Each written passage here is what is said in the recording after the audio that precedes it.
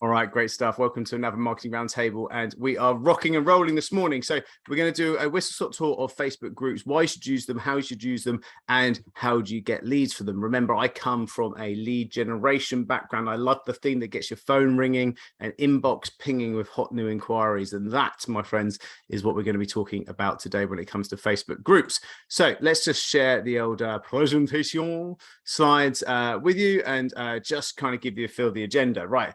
Manage and get leads from Facebook groups. And then we're going to do a Q&A. We're going to round table and we're going to work out what kind of group yours would be. Or actually, interestingly, just before we hit record, Brenda was talking about the fact she's got many groups and actually trying to refine it down to one, and which ones should that be and how would you approach that if you were just forced to do one, if you were going to go into this route. Why is this important? Well, look, this is a slide that obviously I grabbed in terms of organic reach, and trust me, you know, although the last thing on there is 2019, it's got even less in terms of Facebook organic reach. The issue is when you are a company page on Facebook, you just won't get into that feed of your target audience. Even if you got hundreds and hundreds of likes, you just don't get the airtime because there's so many people paying for ads, which obviously Facebook are prioritizing. Then you've got your friends that go into your feed. And if you're interacting on your friend's post, then there's a higher likelihood that their next post will be more in your feed as well. You've got then things like the groups, which we're going to go into, which you've selected as being a community that you're part of, and therefore they get into the feeds. There's marketplace, there's messenger stuff, that God knows what else that Facebook have been throwing at us. There's games in there. So you can see that feed is just absolutely peppered with content. And so if you are Facebook and you're thinking, well, you've got these pages for companies, you know, do we want to give these companies airtime for free advertising, or should they just pay for it because we've got all these other cool things that we want to give to our clients in their feed? And so hence why the reach organically of your Facebook page has really gone down, as you'll see from this diagram. So this was a really great test that I saw. Moz are renowned for being a thought leader in the SEO space.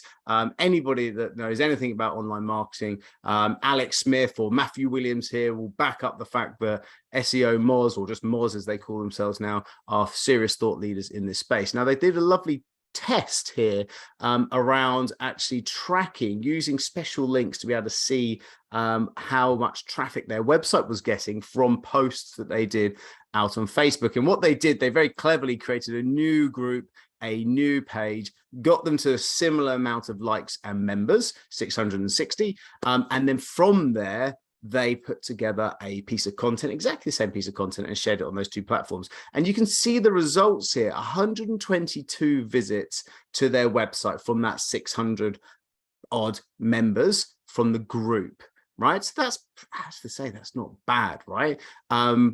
Then if you think about, so for example, let me frame that, right? Click-through rate on an email marketing campaign, 1 to 2%, right? So you would expect about 6 to 10, maybe 12 visits from an email marketing campaign if you sent out to 660 people. So 122 clicks from a group post is bloody good in terms of traffic and click-through rate, etc., right, from a group. Versus in this instance, the Facebook page that this company set up that had 660 likes, which only had 8 click-throughs. And I tell you now, if I had 600 likes on my page and I got 8 click-throughs from my Facebook page, I would be delighted, because I think even that's a really good result, right? So the reach is so much stronger within Facebook groups. And it's not really a surprise, because actually, if you really think about it, obviously from what I've mentioned in terms of the reason why Facebook wants to monetize those company pages. And if you think about groups, it is a community of people that have accepted to come together to learn or to be part of or to network with each other. And so therefore there's a higher value based upon the content that's going on in there, right? So it's not a surprise. And so this groups is probably the best way to get any organic reach on Facebook, unless you're going to pay for it, right, as a company. So what should you call it, and how should it work? So we're talking about your Facebook group. Oh, sorry. So in terms of actually what you should call your Facebook group, we always like the idea of thinking about a group that has a purpose, right? So what should you do and why should you do it? I'm just going to stop sharing. I'm just going to load up my little diagram here.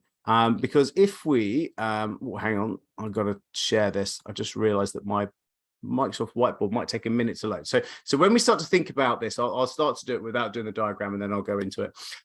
When we think about what we should call it, we want to think about, what am I trying to do here? Why do I have a group? Is it because I just want to, talk about my particular subject matter? So is it like a group that I want to talk about marketing, if you're me, or if you're someone that's talking about dog training, you want to create a group for dog training? And so that's great. You can silo some conversation in that group, but then what is the point of it?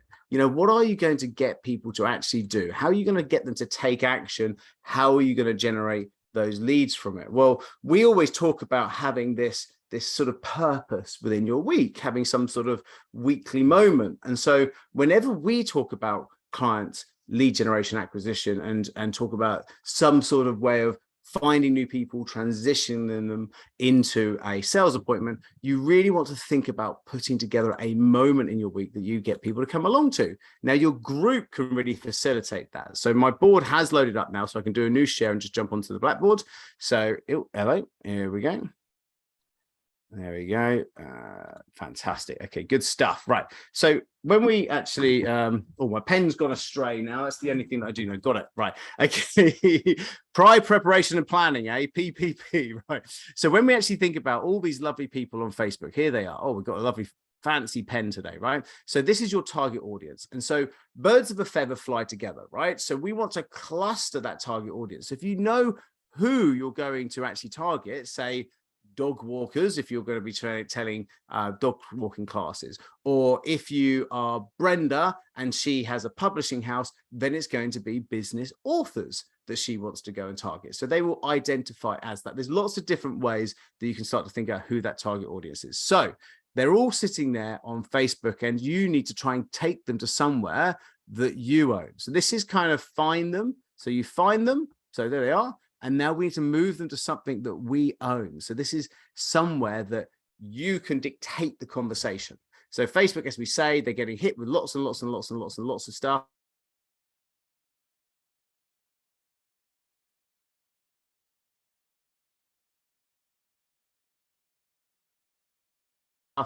And we can say, hey, this is for business. Like, because if we go onto Facebook and actually Google how many business author groups there are, I imagine that we'll find that there is tons of business authors. So the naming of this becomes really important. Let's just do this search here and just go into, so you're ever looking at groups, you'd go into groups, you go into search, and you, oh, hello, I don't want to set up a new group.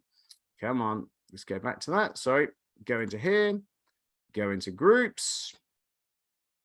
Come on, Facebook.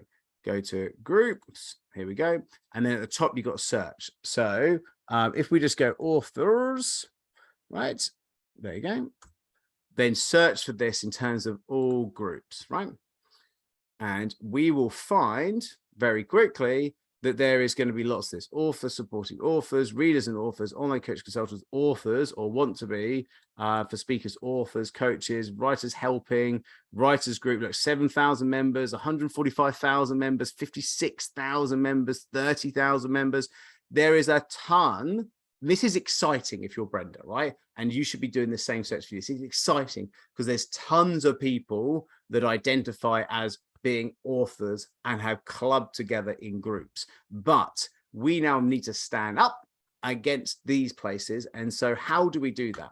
So there's a bit of a formula that we teach clients. And the point being is that you go group. So you say, you kind of work out, well, what is the thing, right? So it's business authors. And then what is the result? Okay. So what is the result that you're going to help them to get it? Right? So if it's business authors, then what would you say? So Brendan, I'm going to pick on you if you don't mind. What is the result that you will help an author or an aspiring author to get? What is the thing that you can help them to achieve? Okay. greater authority in their field, raised profile, improved influence and credibility through having a published book. Fantastic. So if you say business authors growth, or business authors how to get published, business authors how to become the leading authority in your industry, that's the result. And so the thing is, the business authors, the result is become the leading authority in your industry. And so therefore I go, well, I am this thing and I want that thing. And so therefore joining that group becomes an obvious thing for me to do. Because when we're on Facebook, on the right hand side of our panel, if we're using it, normally you'll get these different examples that ping up as going, oh, you might like this. I'm not sure how I can show you. I think if I go into a group, there we go, look. So here we go. So on my feed, here's the stuff that's happening in feed. And then on the right hand side, there's a group here. Oh, well, excuse me, sorry, faux pas there. But clearly someone's got a sense of humor there. But you can see that there is a group suggestion on the right hand side. So if I am in another author's group, and then on the right hand side, one of my friends is also in Brenda's group, which is an author success group, it will give me a recommendation of the type of groups that I might want to join. And so hence why it becomes an interesting thing. We go, oh, actually, I do want to. I am in Greater Network. I am in Greater London, and I would want to network. Fine, bit of a bland title, but yet it could work. So you want to be able to make sure you name it right. Now, once we know that, and we've got the name right, then we want to get the strategy right. So although I love the rainbow pen, I'm going to go on to the white pen because it's a lot easier to write with. And so now we want to go, well, actually, we've got this group of people and they're in here and we got this sorted. How do we get them into a sales meeting, right? So that's what we want to do, because ultimately we want to get them into a sales meeting and we want to go and sell them onto our product. That's the whole point of this if we got only a lead generation campaign. So we always say to get a rhythm for your group and to have a tactic for it that, one, gets people to come in and answer questions. So they're answering questions as they come into the group. And those questions really set the tone for the group, because we want to generate the inquiry. Because as people come in, we're only getting their, their name and however long they've been on Facebook. We're not getting the extra details.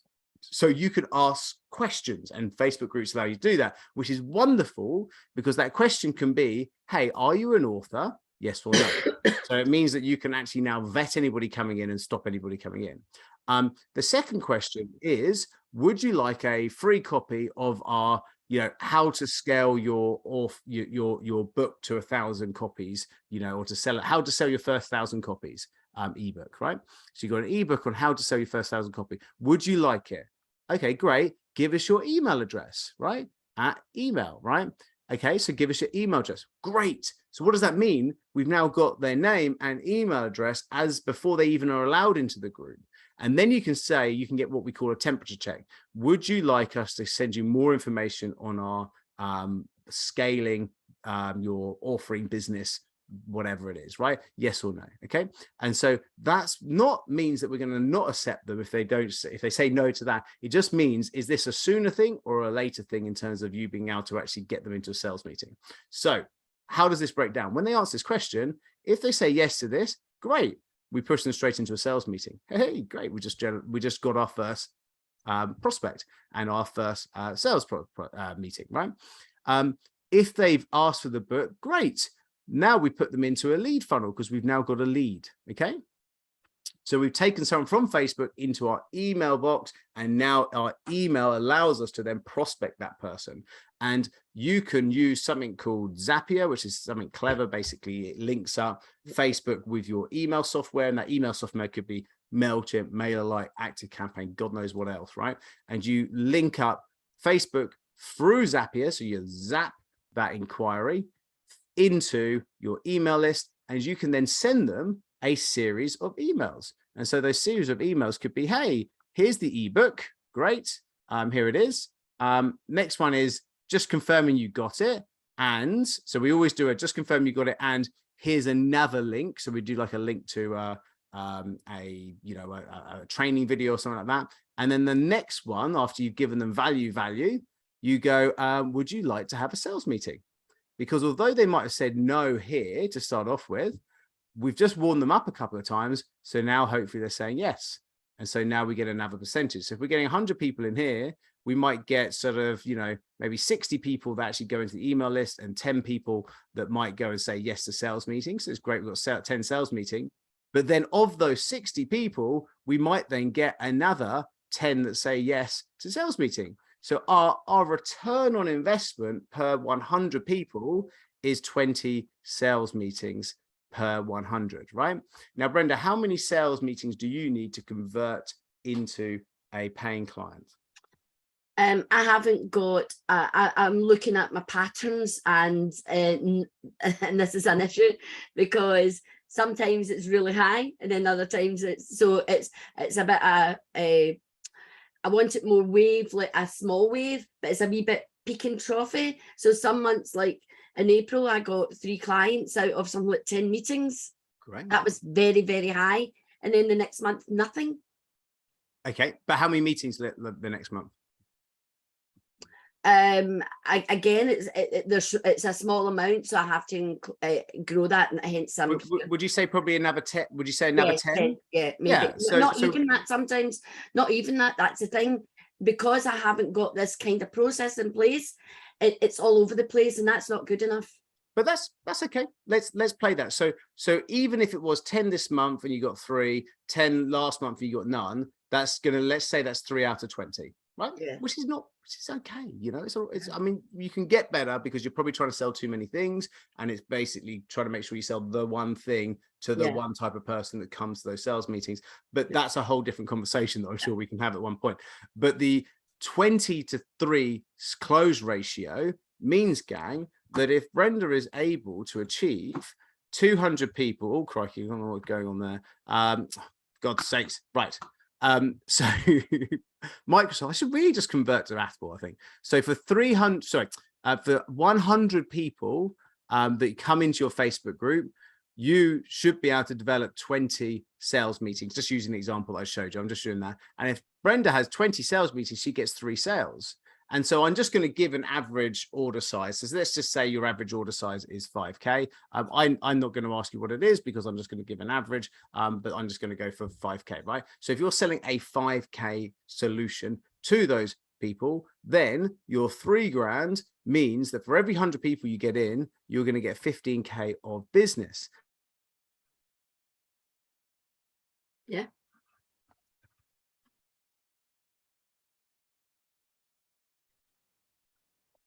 And on that, so that's a 7 people, we can make 7.5 grand. So what do you think the next step is to do in this process?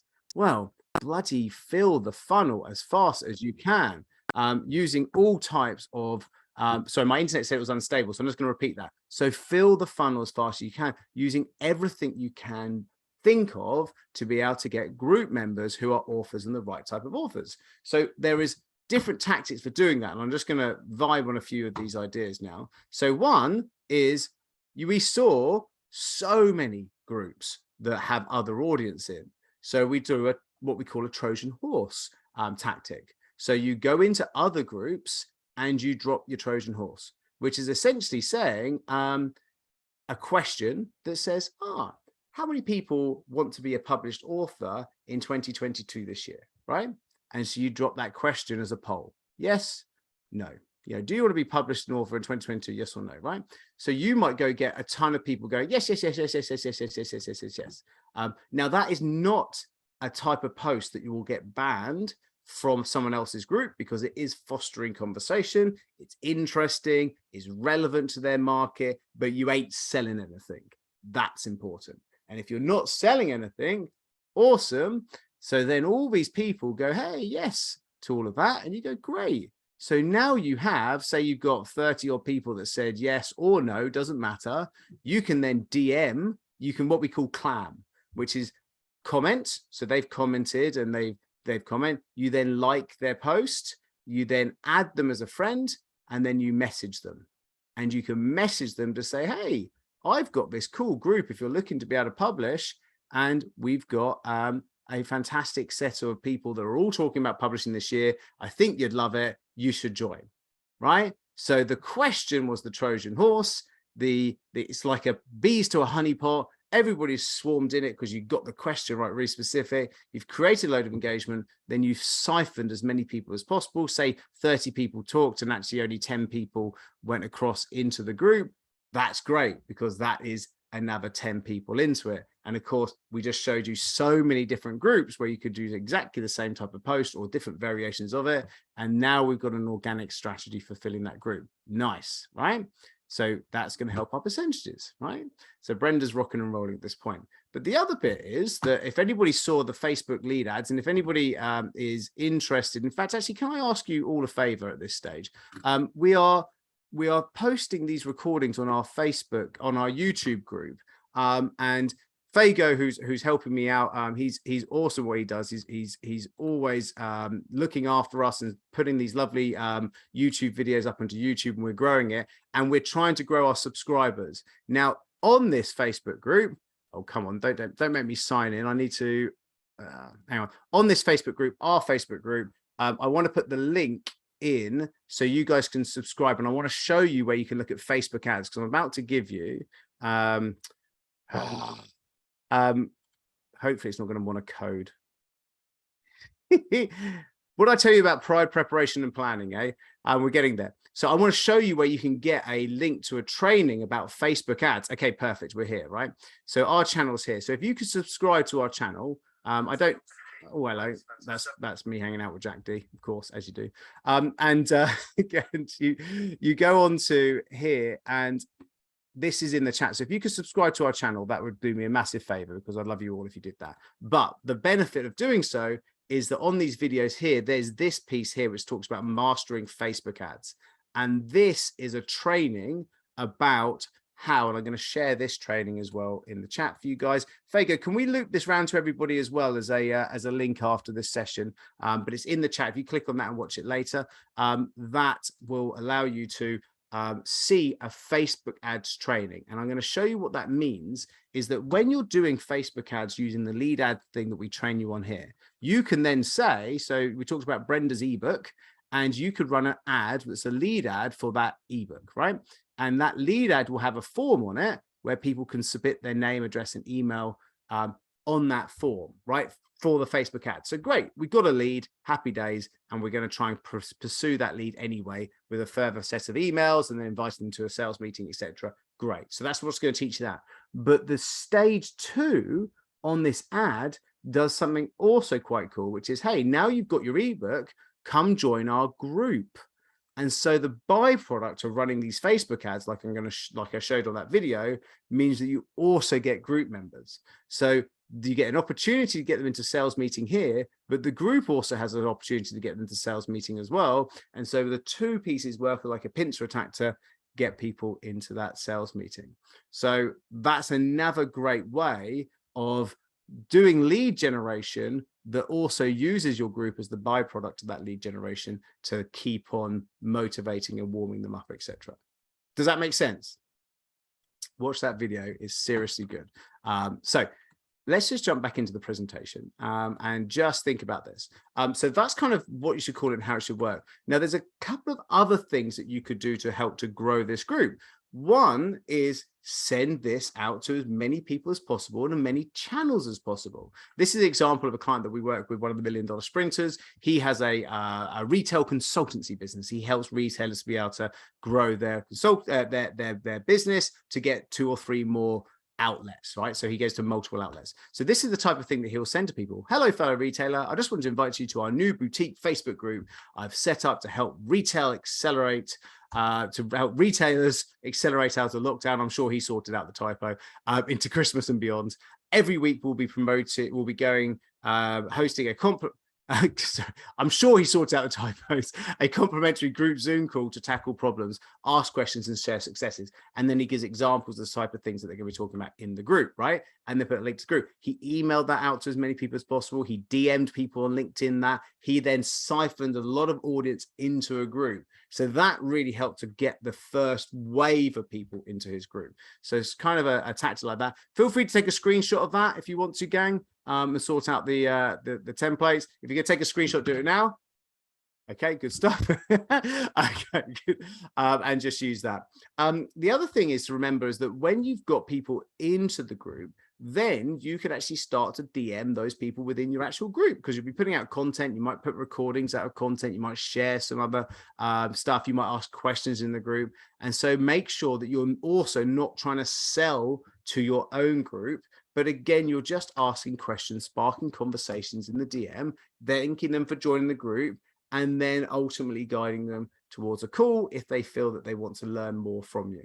So just remember that your group also, you can continue to prospect over time because you've worn them up over time. The type of chat, this is an example chat that actually we kind of coach our clients to use when they're in the group, would be this. And this is kind of exactly the chat. And if you're in our group, you may well have gone through this process yourselves. So, total transparency from our side. But we'll be saying things like, hey, thanks for joining the Facebook group. I have a note here saying you're looking to grow your business. What services do you offer your clients? So get them talking. Great, they're answering. And then you're saying, interesting. And do you offer them retainers, or do you have a flagship product? Why would we ask a question like that? Well, it just pulls the conversation to something that we help with, because one of the things that we do is, you might have heard the example I was giving to Brenda earlier.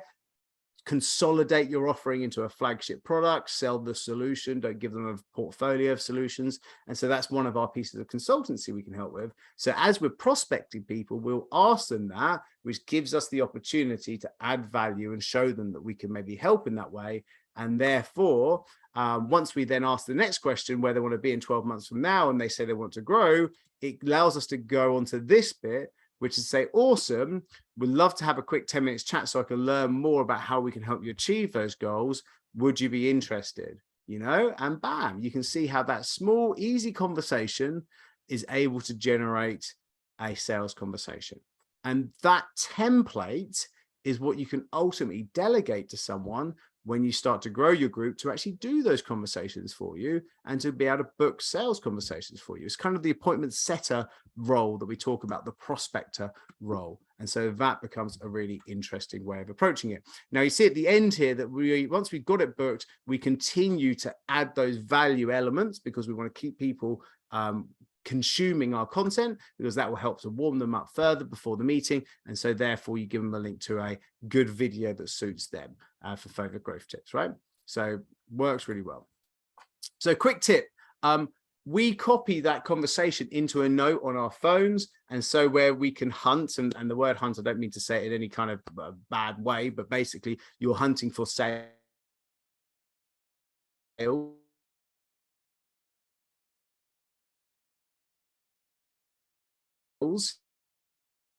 And they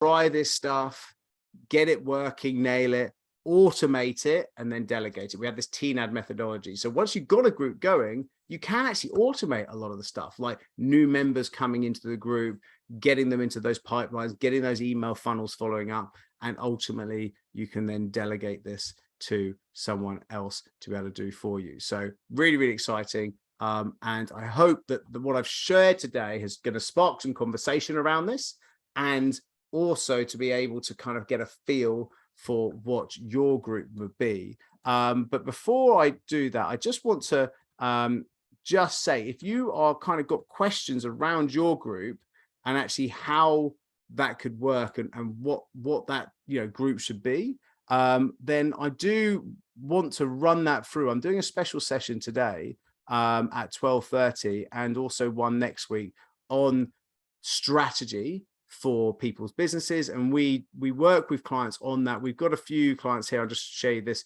that we work with to get to $1 million in revenue. That's the type of work we do. These are clients that hit our $1 Million Hall of Fame. We've got a model to be able to help people to be able to grow. And that's what we go through today on our strategy session. So this idea of this group concept and how that could work will cover off in part 2 of our strategy session, which I really would inspire you guys to book in if you are thinking about growing and you want to really kind of look at, does group sit right within your funnel, or should you be doing a funnel? And the conversation where Brenda was saying, I'm trying to sell too many things, or 1 month I'm getting 10 appointments, 1 month I'm not getting anything, I'm not closing enough deals. that process that we'll go through at 12:30 today or 12:30 next Wednesday will be very much focused around that. There's lots of holidays coming up that I'm doing, and I'm also going to Everest in October. So these strategy sessions are not regular in the next few months. So do jump on them if you get the opportunity. So let me just show you how to do that, and I'm going to take some questions afterwards. So remember, it's a totally free session. There's no hard sell, so don't worry about that. It's just completely, it's a smaller session just so we can get into your strategy. So it's here, free strategy session, and you click on this orange button here, and then jump onto my Calendly, and you can see here that you've got one session a week, and it's 12:30 today, or 12:30 tomorrow. I'm sorry, 12:30 next Wednesday. So that's in the chat now. So if you click on that button now, jump straight onto this page and snap up one of those last seats on those strategy sessions, so we can go through and go exactly into those details, so you can stop going in multiple directions and get the right strategy, the right lead generation campaign, and therefore sell the right type of products and scale your business on the back of that. Cool. All right. Thoughts around group, thoughts around how that would work in your funnel, and any people that have done groups that have got some bits to share. Let's throw it into the room. Let's have a chat. Richard, I have a question. Good morning. Good morning. How you doing? Fine. How are you? I'm very good. I'm very good. Good to see you. Good to see you as well. So my question is how to keep this Facebook alive. I mean, what is the content strategy and frequency? Is it the same 10-week strategy you suggest or anything else? Yeah. So in terms of to keep it alive, it's really, really important to get people talking. And so when we start to look at our campaigns, and it's that kind of what gets measured gets improved. So we measure a few things. These are kind of weekly statistics which we look at. And so when you're actually starting to scale a group, you want to look at new members, you want to look at active members, new group posts, comments that you're getting, reactions that you're getting, and set targets, right? So this is kind of how we approach scaling it. So that new group posts create more comments, create more reactions. You can see here when we were running a 5-day challenge, so there was 47 posts which create loads of comments, loads of reactions, and was really good because we ran a campaign or a 5-day challenge within the Facebook group. So there's different tactics that you can use to really spike that engagement. But essentially, it just does go back to that 13-week cycle. That actually the reason why you run a 13-week cycle, if anybody hasn't seen the 13-week cycle before, this is the stuff that we work with our clients on. It's about actually having a process to know what you're going to post every single day to be able to create momentum.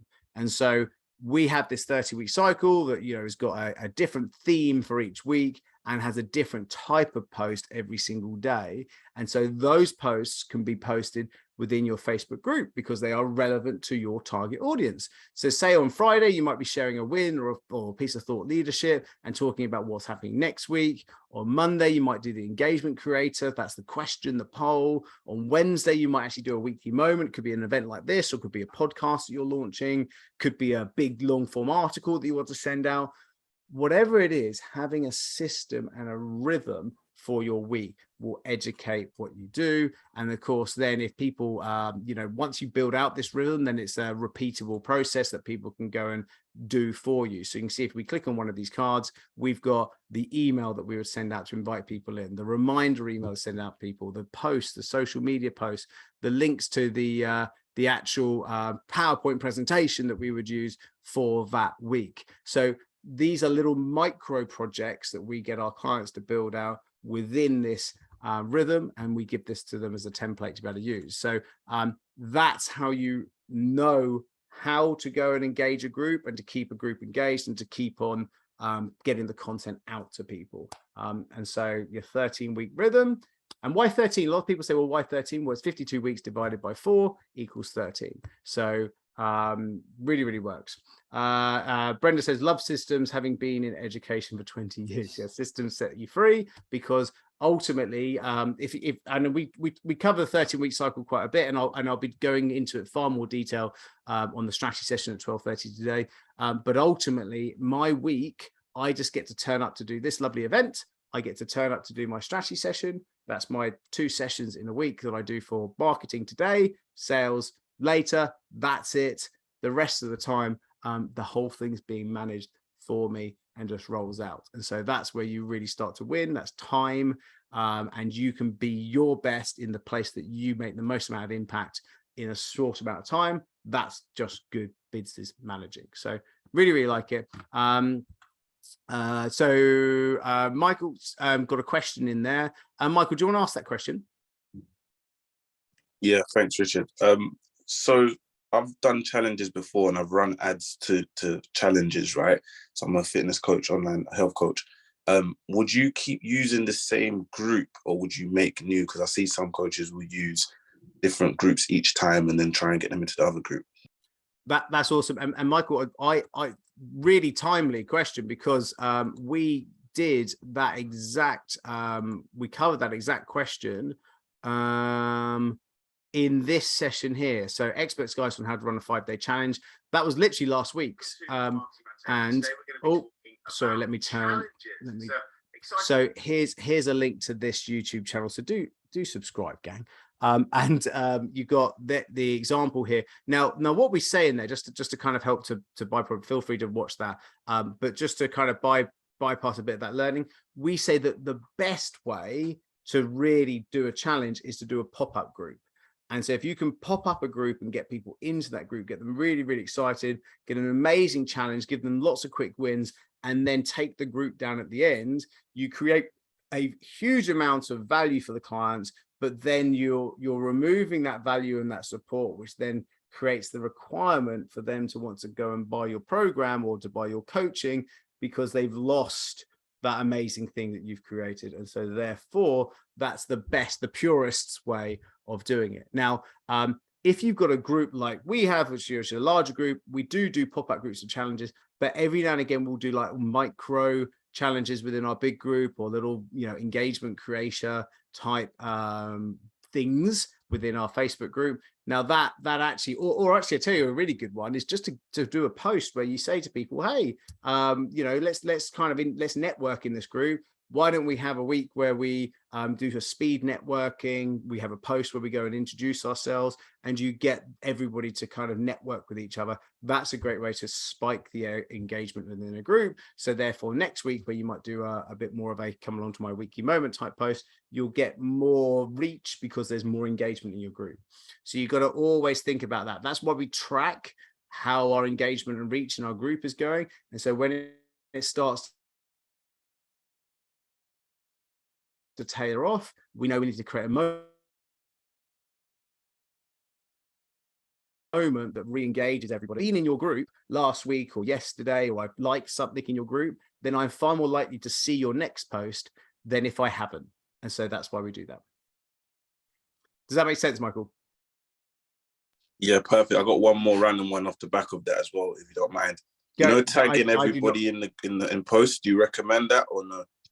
Yeah, so this is where it comes into the welcome post, and the welcome post is a really great tool to be able to get to again move people into the next stage in whatever you're trying to do. So if you look at our $1 Million Sprint, and I can show you, we actually do a day 1 and a day 2 post. So if I go and look, they've moved a few things around, but it should be in topics here, and it should be in welcome to the group. Perfect. So I can actually share this in the chat if you're interested in seeing our welcome to the group post here. So that's in the chat. And you'll see here that you can say, hey, look, welcome to the group. And actually, that's our day 2 post. This is our day 1 post. So welcome to the group. This group's about this. In this group, you're going to get a free copy of this stuff, etc. Bam, bam, bam, bam, bam. And then you get people in, and then we tag them. You can see here, we tag people in. Thanks for joining the group. Thanks for joining the group. Thanks for joining the group, right? So that creates kind of a welcome. So we want people to read that first. Then on the second day of them being in the group, we again tag them into this, which is the copy of the free group. So it's a copy of the free book, which is here. Grab a copy of the free book.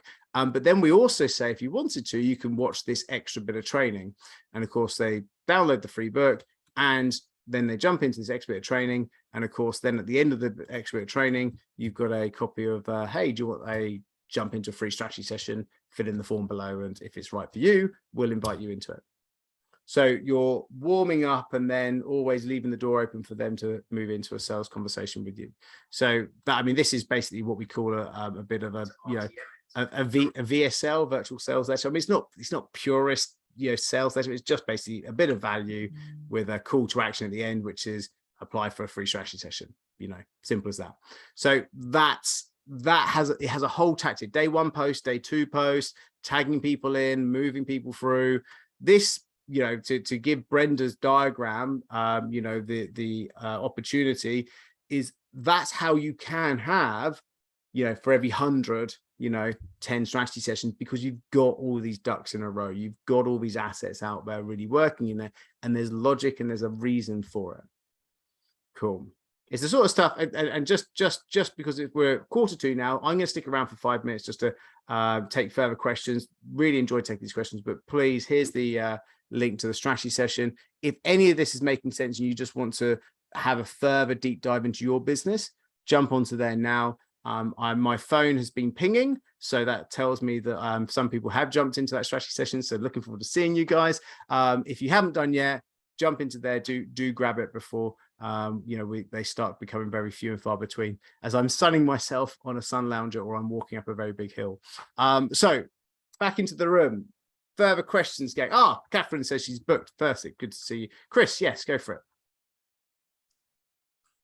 Hi, Richard. Thank you very much. Been really, really helpful. Just a quick question. You talk about this kind of 13-week cycle.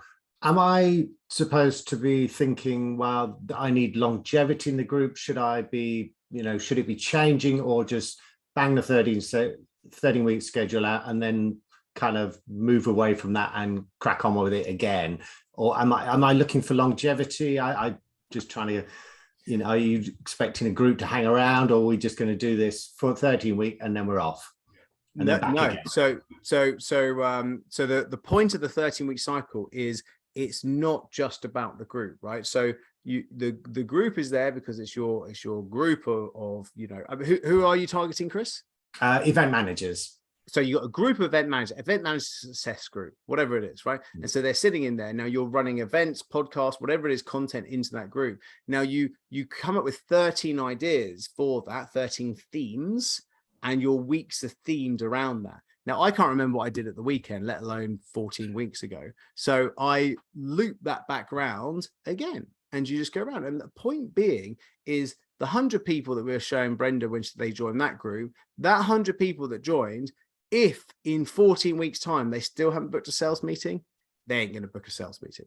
So we don't mind about looping around. And actually, you know, every now and again, 1 or 2 do get warmed up or get into a position where they would do, but you don't mind, because of course, when I'm doing these subjects, now I have talked about Facebook groups before, you know, I have done a presentation like this, but when I get this pen out and I start doing squiggly lines, or I get these amazing questions from people that we go off on a complete tangent, it's unique content, definitely unique content. It's just themed around Facebook groups. And so hence why you just give yourself 14 of the best subjects. We call them crowd pleasers. We talk about actually your flagship products and actually the thing that you're selling, and then thinking about that as an orange with 13 pieces, and you unpeel it, and those 13 pieces become your 13 themes for your week. They become your rhythm for your week, and that's how you roll out. And now how that information gets presented, that's all part of, you know, Monday engagement creator, Tuesday promo, Wednesday weekly moment, Thursday replay, Friday win,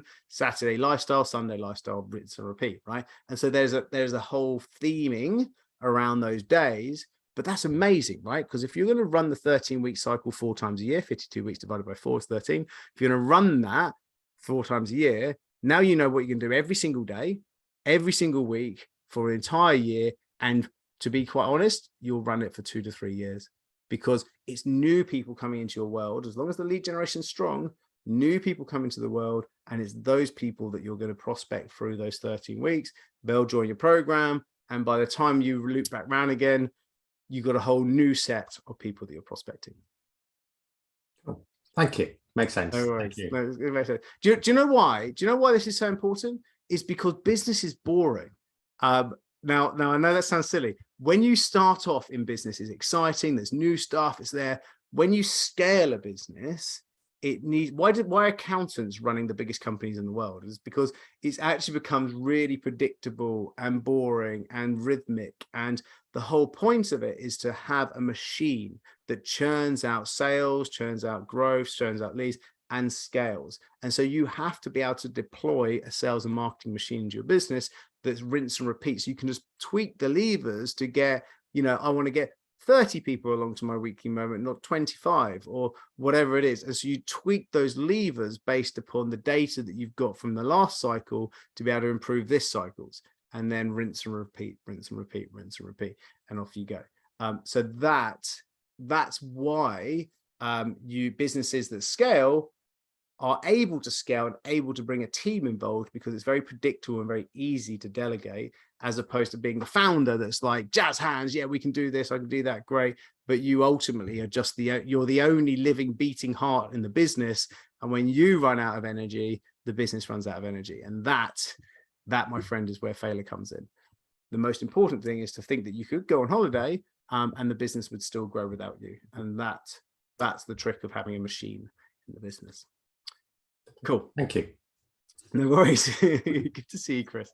Okay, I've got time for another question. I'm gonna jump off at 5:02. So I've got time for another question.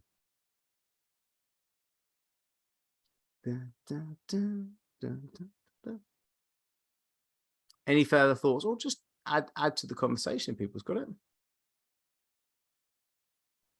Go on, Brenda. So I feel as if it's the Brenda meeting this morning. I know. I do apologise for keep on it. using you as an example. I just want to say something about going back to Chris and what you're saying, coming from an educational standpoint perspective. This 13 weeks and repeat. Like, so Richard, you've given us so much information today that we've got to go away, re-listen, read, take our notes, think about. Then what with all those different strands you've given us, what's the first thing we're going to take action on? What's the first thing we're going to do? What do we need to learn? How are we going to understand it, and how we're going to move it forward? So therefore, as part of learning and teaching, and we're all learning every day, and we are teaching as business owners, we're teaching potential clients about us, just like Richard's done today. And you need to understand that people need to hear that 8-10 times before it starts to filter through and they actually take action. So if you think about in your own business, where do you keep repeating and repeating, and people are asking you the same questions over and over again, and it's the same people asking similar questions over and over again. So I just want to share my expertise from that point of view, that yes, you can do something and then 3 months later go back. Because when you go back and do it again, there'll be something in it you thought, oh God, I forgot about that, I need to do that, I need to tweak, I need to improve. It's like if you read a book or watch a movie, the second and third time you do that, there's always something different that you take from it. And as you grow and improve, you then will see it from a different perspective. So never underestimate the power of repetition. The rinse and repeat thing is genius. And actually a lot of people then say, well, look, why would someone go on to go buy your thing if you're going to give away so much information? And so let me just kind of finish with the idea of that, because that is a common retort that people would say. Now, we'll say that when anybody wants to make a serious change, a habit, do something better, quicker, faster, stronger, right? They're going to need 4 things. There's leadership that they need, so they need to know the ideas, but they also community, so they want to be in a peer-to-peer situation. We actually want to be amongst our fellow industry sector members to know that I'm in the right room. I also need to make a habit of it. I need to routinely go and work upon this thing so it becomes a habit to actually change it. And I need that leadership to be able to apply to me personally. So you need to apply this information to me personally. And then the thing that locks this in on every single side is accountability. Accountability to do the leadership, accountability to be a good community member, accountability to turn up, accountability to take action, and accountability to ask the questions that you need to be able to specifically tailor it to you. So that is how you really shift people from the outside. Because if I go from not really knowing who to turn to about being able to grow my exhibition company, to actually I found Chris here and he's actually seems to know exactly what he's doing, to going, I not really know anybody else that's trying to grow an exhibition company, to, oh, I'm in a room full of lots of people that are trying to do that, to sporadically trying to do this, to actually I turning up every single week and doing this and trying to make it happen. And then from that being able to know, well, there's lots of generic advice out there. How does it apply to me personally, to getting personal questions? You shift to the center, right? And then that's where the magic happens. Now, the lovely thing about a weekly call like this is that we kind of, for the first 5 minutes, do Q&A. Well, first, it's kind of like warming up, like hi. And then we do about 20 minutes of actual leadership. And then we have this Q&A section at the end. Now, the Q&A section means I can do light touch person, people can ask questions. It's a weekly thing, so it's rhythmic. I do my leadership at the start. And of course, we're a community, so we can see that people are asking questions that are similar to us. And so it works. So you can start to see how this quadrant works within this weekly moment, but that becomes very much a try before you buy, because if you are selling a done for you service, and it's really easy because you can say, hey, look at all this really, difficult stuff you got to do. So if you're Matt Williams and you're selling websites, you can talk about SEO and say how amazing it is. And then people go, oh, that sounds like a lot of work. And he says, don't worry, I can do it for you. Right. And so bam, you can do it done for you. But if you're a coach, consultant or trainer, then what you do is you say, well, look, yes, ideas are out there. There's lots of ideas out there. You can see how it's a great room, but the people that are really winning actually are on my accelerator. Why? Because we actually show them that, yes, there's lots of ideas here, but actually what is the result that they want and what is the journey that's right for them and where are they now? And then let's fast track how they go and get there through giving them exactly what they need in the tailored templates and to hold them accountable for that growth. So that accountability piece and actually giving them a specific journey and being tailored with lots more personal approach is why someone would buy a coaching program accelerator from you, as opposed to being part of like a 45-minute sort of idea event that then next week there's a new idea, next week there's a new idea, and nobody needs lots and lots of new ideas. People need a plan and they need help to deliver against that plan that's right for them specifically. And so that's why people buy accelerators, because they want to grow faster. And that's why your events would be good, that will attract people, because you can give value and you can hit on those little touch points, as I say, try before they buy. But when they come into a strategy session, you show them that there is a faster, quicker way and better way of doing it, and that's buying your program. And so that is how you go and approach that. Cool. Right. I hope that helps. It's 3 minutes before, so I better go because I've got to prepare for my next call. But you guys are awesome. I hope that's helped. Thank you so much for being here. Looking forward to seeing you all at 12:30. And yeah, next time, same time next week, 9 o'clock, or I'll see you at one of the 12:30s. Thank you. Thank you. Thank you. Bye. Bye. Bye. Bye.